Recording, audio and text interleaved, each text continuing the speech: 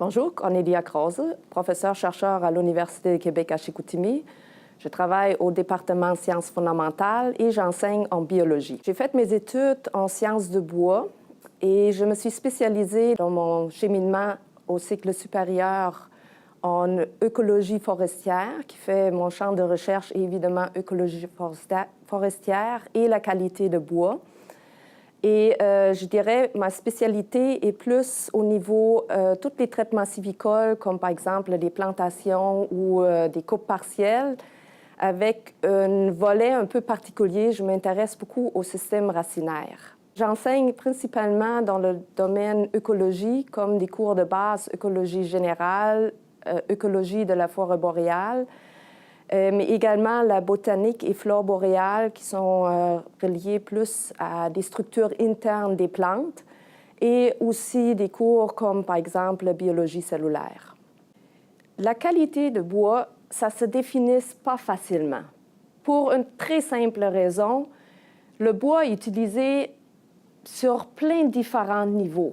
On a par exemple le pâte et papier, on a le bois de construction et on a de bois qu'on utilise pour faire des meubles, qui fait pour chacun, on définit les qualités différentes. Au niveau du bois de construction, en premier lieu, c'est quoi la résistance mécanique? Qu'est-ce qui influence la résistance mécanique? Peut-être juste avant, la résistance mécanique, qu'est-ce que ça veut dire? Combien de charges je peux appliquer au bois avant sa casse? Qui fait, il y a plusieurs critères qui vont être déterminants pour avoir une bonne résistance mécanique. Le premier, c'est quoi le nombre de nœuds? C'est quoi des nœuds? C'est vraiment des branches des arbres qui sont incrustées à l'intérieur, le fameux bois. Chaque fois, on a un grand nœud, ça veut dire un grand diamètre de branche, c'est une zone de faiblesse. Ça veut dire si on applique la charge où est ce gros nœud, c'est à cette place la poutre va casser. Le deuxième paramètre, c'est est-ce que j'ai une bonne relation entre le fameux bois initial, c'est la partie où on transporte l'eau, et le bois final qui donne la stabilité. Je pense que vous êtes tout de suite capable d'imaginer, c'est le bois final qui va nous donner la résistance mécanique parce que j'ai la paroi cellulaire qui est épaisse. Et c'est cette paroi cellulaire qui donne réellement cette résistance mécanique. Ça veut dire pour avoir une bonne qualité de résistance mécanique pour la construction, je cherche du bois qui a un bon rapport entre le bois initial et le bois final et qui a des nœuds, parce qu'un arbre a besoin des nœuds, c'est impossible autrement faire la photosynthèse, mais qui sont des petits diamètres et répartis relativement homogènes à l'intérieur de la tige. Ce n'est pas simple de définir la qualité de bois, mais vous avez déjà compris, la longueur de trachyte peut être important, le rapport bois initial, bois final, et dans le bois final, combien de parois cellulaires j'ai à l'intérieur, plus les nœuds. Dans le cas de bois de construction, on cherche évidemment le bois avec des petits nœuds et les centres de croissance qui peut être relativement large, mais avec un bon rapport entre le bois initial et le bois final. On est très chanceux en forêt boréale parce que les conditions climatiques sont plutôt défavorables avec une période de croissance seulement de juin à, disons, début septembre. En règle générale, le centre de croissance avec apposition la paroi cellulaire se termine dans ces 4 mois. Qu'est-ce que ça fait? Nos centres de croissance sont relativement petites et on a une bonne relation entre le bois initial et le bois final. Évidemment, aussi, comme cette période de croissance est relativement courte, ça fait aussi des branches poussent relativement peu et les branches des nœuds sont relativement petites. Qui fait, en forêt boréale, on a des conditions climatiques qui fait la croissance est lente. Ça veut dire malheureusement la production relativement faible, mais l'autre côté, une bonne qualité de bois au niveau de construction. Et l'autre côté aussi, le sol de la forêt boréale est caractérisé par avoir un pH acide, Qu'est-ce que ça fait? C'est pas nécessairement facile d'absorber des minéraux et c'est un facteur aussi limitant pour la croissance va être relativement lente.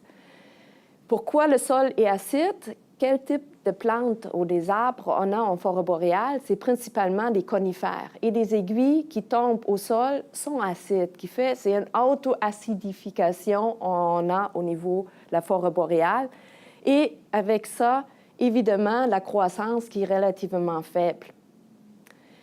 Je dirais aussi un deuxième point qui est relativement positif pour le bois qui est produit en forêt boréale, c'est qu'on a des collines, mais on n'a pas vraiment des montagnes. Qu'est-ce que ça fait?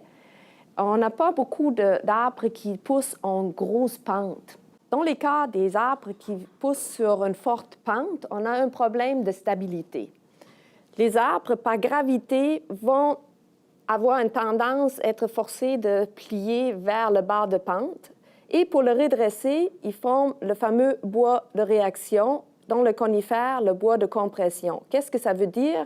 Le côté ici, opposé à la force pour le plier vers en bas, il va former un bois dans la paroi cellulaire. On va avoir un pourcentage de lignine beaucoup plus élevé qui fait qu'on ne peut pas écraser la lignine. L'arbre peut contrebalancer la force vers le bas de pente.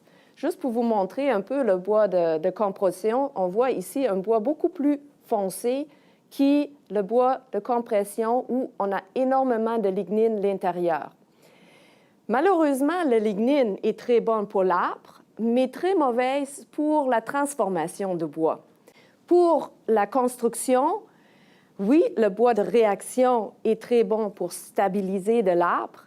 Par contre, il est juste fort sur la compression, mais plus sur la tension parce que j'ai moins de cellulose qui donnait la bonne résistance de traction. Qui fait aussi pour la construction, le bois de réaction n'est pas vraiment positif. La construction en bois est une construction particulière. Il faut respecter certaines règles. Par exemple, le bois est très fragile comme elle est en contact avec de l'eau.